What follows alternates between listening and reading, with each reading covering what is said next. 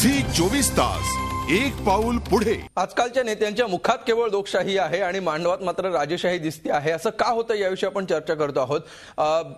Girish Bapat sir, मला तुम्हाला हा प्रश्न विचारायचा आहे की आत्ताचे जे नेते आहेत ते पक्षश्रेष्ठी नव्हते, मात्र वरच्या पातळीवरचे जे नेते असतील ते सुद्धा असा डामडौल करताना दिसतात।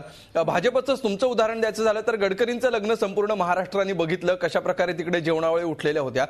अशा परिस्थितीत अशी लग्न केल्यामुळे नैतिकदृष्ट्या ते जरी चुकीचं असलं तरी सुद्धा या नेत्यांच्या कारकिर्दीमध्ये काही फरक पडताना आपल्याला दिसत नाही। त्याच्यामुळे त्यांची मतं कमी झाली आहेत किंवा त्यामुळे त्यांची लोकप्रियता कमी झाली आहे, किंबहुना हे वाढतंय, स्थानिक पातळीवर लोकांना हे आवडतंय। त्याच्यामुळेच किंबहुना नेते मंडळी आपल्या स्थानिक जनतेची आवड ओळखून अशा प्रकारच्या जेवणावळी आयोजित करतात।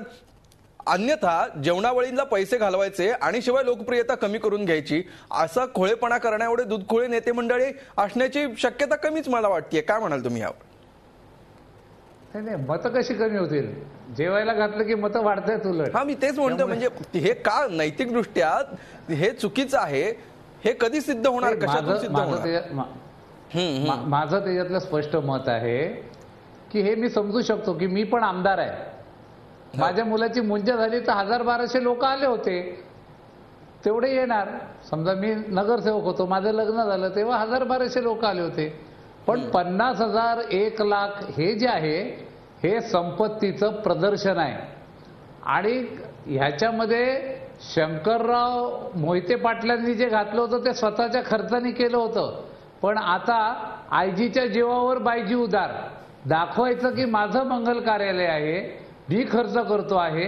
पण माझी तर मागणी आहे की राज्यामध्ये होणाऱ्या मोठ्या सर्व समारंभांची इन्कम टॅक्सच्या माध्यमातनं किंवा सेल्स टॅक्सच्या माध्यमातनं चौकशी झाली पाहिजे आणि त्याचा अहवाल हे कंपल्सरी करा। त्याच्याकरता कायदा करा की 500,000च्या वर समारंभ झाला की त्याचे सर्व खर्च हे शासनाकडे किंवा लोकप्रतिनिधींवर बंधन घाला की लोकप्रतिनिधी ज्या पद्धतीने खर्च करतील त्यांनी ह्याचा हिशोब, जसं आहे ना की IAS अधिकाऱ्यांनी आपल्या संपत्तीचं विवरण करावं, निवडणुकीत आम्ही आमच्या संपत्तीचं विवरण करावं, तसं अशा मोठ्या समारंभात। त्याचं कारण असं आहे की स्पॉन्सरशिप देखील जी आहे, विशेषतः मी वृत्तपत्रातल्या जाहिराती बघतो, मी तर माझ्या वाढदिवसाला सर्व वृत्तपत्रांना पत्र लिहितो की माझी जाहिरात कोणी छापायला दिली तरी ती छापू नका, गेल्या अनेक वर्ष। त्याचं कारण करू शकतो, माझ्याकरता ₹1,00,000 जाहिरात, 50,000 रुपयाची जाहिरात देणं हे प्रेमाचं लक्षण नसतं, ते एक त्याच्या दडपणाखाली देण्याचे प्रकार दिवसेंदिवस वाढत आहेत। म्हणजे कुठून तरी पैसे आणायचे, कर्ज काढायचं आणि लाखो रुपयाच्या जाहिराती द्यायच्या। अरे त्यापेक्षा कुष्ठरोगासारखा प्रचार करणं, देवीचं निर्मूलन आहे, अंध अपंगांना मदत आहे, कितीतरी प्रकार आम्ही वेगवेगळ्या माध्यमातून समाजात करत असतो। लसीकरणाचं आहे ते आपण करावं, महिलांच्या करता कार्यक्रम करावेत आणि म्हणून ही प्रथा बंद झाली पाहिजे। आपला भपकापणा, पैसा, संपत्ती याचं प्रदर्शन थांबलं पाहिजे, नैतिकतेची चाड राहिली नसेल तर कायद्याचं बंधन त्याच्यावर घातलं पाहिजे। आणि असं जर आपण कायद्याने काही गोष्टी त्या टाईट केल्या, जरा घट्ट केल्या, तर मग समाजामध्ये हा मेसेज जाईल की अशा पद्धतीने आपण वागलो नाही पाहिजे, असं मला वाटतं। कारण मी आज पुण्याचे पेपर पाहिले, अनेक पेपर पाहतो, एक जण 10 फोटो छापतोय, लाखो रुपयाच्या जाहिराती पेपरला येतात। म्हणजे याला कायद्यानेच बंदी घालायला पाहिजे असं तुमचं मत आहे। नवाब मलिक साहेब, तुम्हाला हे पटतंय का? आणि जर पटत असेल तर ज्यावेळी सभागृहामध्ये हा विषय येईल त्यावेळी राष्ट्रवादी काँग्रेस याला समर्थन करणार का? असं आहे की पहिले आपण समजून घ्या की राष्ट्रवादी काँग्रेस पक्षाचे नेते करते हे चर्चा आहे। भाजपचे गडकरी साहेबांची आपण नावं घेतली, मुंडे साहेब असतील, राणे साहेब असतील, इतर पतंगराव कदम साहेब असतील, सर्वांची लग्न या पद्धतीने झालेलीच आहे। त्या बाबतीत मी कुणावर आरोप करत नाही, पण जेव्हा नेते या पद्धतीने करतायत त्याच्या पाठोपाठ सर्वसाधारण माणूस पण त्या पद्धतीने आपली लग्न लावताय। गरीब माणसाला पण आजच्या घडीला 500 लोकांना जेवण देण्यासारखी परिस्थिती निर्माण झालेली आहे।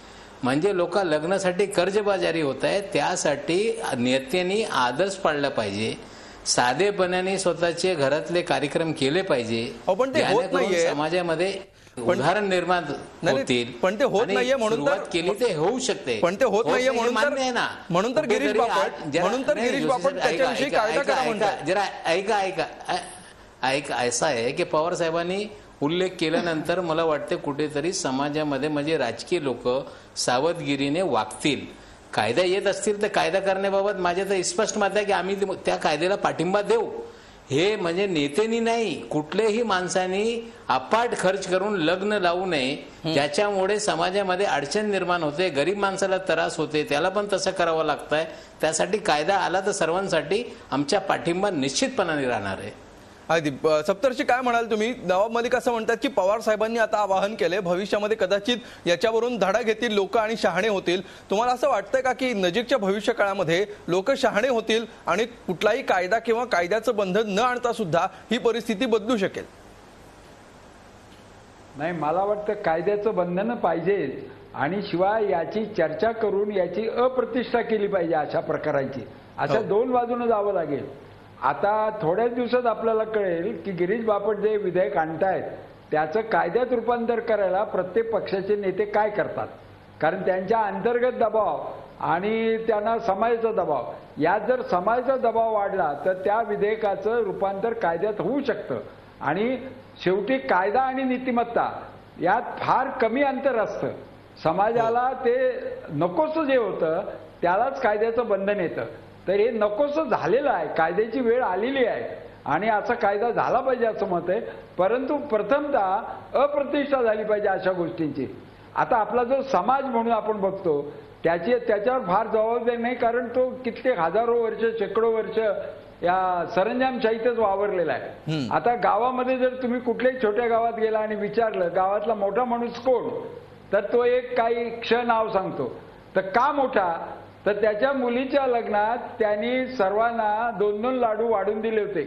अस्पृश्य समाजाला सुद्धा धोत्रामध्ये 2 लाडू आणि बचकभर भात देतात म्हणून तो मोठा. दुसऱ्यानं गाव जेवण करेपर्यंत तो मोठ्याचा निकष बदलत नाही. तर ही सरंजामशाही अवस्था आहे, त्याचा लाभ हे लोक घेत आहेत, गैरलाभ घेत आहेत. आणि निवडणुकीमध्ये ते लोकांना आशा लावत आहेत की आता जेवण दिलं, निवडणुकीला मी तुला आणखीन काहीतरी देईल. आणि त्याच्यामधून निवडणुकीला आर्थिक व्यवहाराचं रूपांतर केलेलं आहे. कारण निवडणुकीत लोकप्रियतेच्या आधारे निवडून यायचं हा निकष दूर लोटण्याकरता हा एक तसा समजून उमजून चाललेला प्रकार आहे. बिलकुल, हा समजून याला कायद्यानं बंधन घातलंच पाहिजे. बिलकुल. मग अशा परिस्थितीमध्ये बापट साहेब, कायद्याने जर बंधन घातलं तर सध्याची राजकीय परिस्थिती आपल्याला दिसतेय, राजकारणी प्रगल्भ आहेत असं आपण एकीकडे म्हणतोय, दुसरीकडे किंवा जसं मगाशी सप्तर्षींनी नेते आणि पुढारी यांची व्याख्या सांगितली, ती व्याख्या जर आपण गृहीत धरली आणि त्या व्याख्येनुसार आपले पुढारी वागतात असं आपण गृहीत धरलं तर तुम्ही जे विधेयक आणायचं म्हणताय त्या विधेयकाला विरोध होण्याची बिलकुल शक्यता दिसत नाहीये. आणि जर त्याला विरोध होताना दिसत नाहीये, म्हणजे विरोध होण्याची शक्यता नाहीये, तर मग आत्ताच हे अंमलात का येत नाहीये? मग नेमकं कुठे चुकतंय? याच्यात असं आहे, अजून कायदा झाला नाही जो गुजरात राज्यामध्ये झाला. हो, मला असं म्हणायचंय याच्यामध्ये की मी विरोधी पक्षाचा आमदार आहे. हो, अशासकीय विधेयक सभागृहात आणलं की त्याच्यावर चर्चा होते आणि सरकार असं सांगतं की हे चांगलं विधेयक आहे, तुम्ही मागे घ्या. सरकारचं म्हणून विधेयक आणेल आणि ते मग सगळे पारित करतात. कारण अशासकीय विधेयक मान्य झालं तर तो सरकारचा पराभव असतो. आणि म्हणून चांगलं विधेयक यावं म्हणून जागृत विरोधी पक्षाचा आमदार म्हणून माझं हे काम आहे आणि ते मी करणार आहे. माझ्या पक्षात माझ्यावर कोणाचंही असं बंधन नाही. चांगल्या कामाकरता माझा पक्ष माझ्यावर बंधन आणणार नाही. किंबहुना ते आणलं तरी मी ते मानणार नाही, कारण मला माहिती आहे की असं बंधन पक्ष आणणारच नाहीये. काही समाजात आपण चांगलं करायला निघालो असू तर भारतीय जनता पक्षाचा आमदार म्हणून माझा पक्ष सदैव मला पाठिंबा देईल आणि पक्षाचे नेते देखील पाठिंबा देतील. राष्ट्रवादी सुद्धा तुम्हाला पाठिंबा देणार आहे. राष्ट्रवादी सुद्धा तुम्हाला पाठिंबा देणार. मी आनंदाने त्याचा स्वीकार करीन. मला चांगलं आहे राष्ट्रवादीने दिला तर. राष्ट्रवादी असे सगळेच देतील. त्याचं कारण एक समाजामध्ये आता नवीन संदेश गेला पाहिजे असं मला वाटतं की हा भंपक करण्यापेक्षा, फालतू खर्च करण्यापेक्षा, खर्चच करायचा असेल तर गोरगरिबांची, रुग्णांची, अंध अपंगांची सेवा करू, गरीब मुलांना वह्या पुस्तकं वाटू, आरोग्याची शिबिरं घेऊ, रक्तदानाची शिबिरं घेऊ. खरं म्हणजे वाढदिवस जो आहे हा 7-7.5 वर्षाच्या मुलाचा एकदा आणि 61 किंवा 75ला मोठ्या माणसाचा एकदा असा करावा असं माझं स्पष्ट मत आहे. आणि म्हणून माझा लहानपणी वाढदिवस झाला का नाही, पण मी वाढदिवस साजरा करत नाही आणि कोणाच्या वाढदिवसाला देखील जात नाही. त्याच्या मागे कारण हेच आहे की आपण त्याला प्रतिष्ठा देऊ नये असं मला वाटतं. बिलकुल. या शुभेच्छा देणं, बिलकुल पत्र प्रतिष्ठा पाठवणं, पण चांगला उपक्रम. हो. ऐका एक मिनिट. जर चांगला उपक्रम कोणी वाढदिवसात करत असेल तर कुठल्याही पक्षाचा आमदार असो, मी आवर्जून तिथे जातो. मला आठवत आहे की नेत्र शिबिर झालेली, मी जाऊन पाठिंबा दिलेला आहे. आरोग्य शिबिरं झालेली आहेत, गरीब मुलांना वह्या पुस्तकं वाटलेत आणि ती त्यांच्या भागात जाऊन वाटलेत. उगाच 10-20 हजार मुलं गोळा करून स्वतःचे मोठे बॅनर लावून हे नाटक करायचं नाही. जनतेला आता नाटक बरोबर कळतं, म्हणून ही नाटकं सगळ्यांनी बंद केली पाहिजेत. मला नेहमी असं वाटतं की लोकप्रतिनिधी म्हणून आपण सामान्य माणसासारखं वागलं पाहिजे. ते वागण्याचा मी गेले 30-35 वर्ष माझ्या राजकीय जीवनात प्रयत्न केला आणि तो यशस्वी झाला. म्हणून जनमानसामध्ये आम्हाला पैसे खर्च करणाऱ्यांच्या पेक्षाही जास्त मान असतो, जास्त लोक आदराने वागतात, कारण आम्ही आमच्या वागण्याने आदर्श निर्माण करून दिलाय. बिलकुल. मलिक साहेब, काय म्हणायचंय तुम्हाला यावर?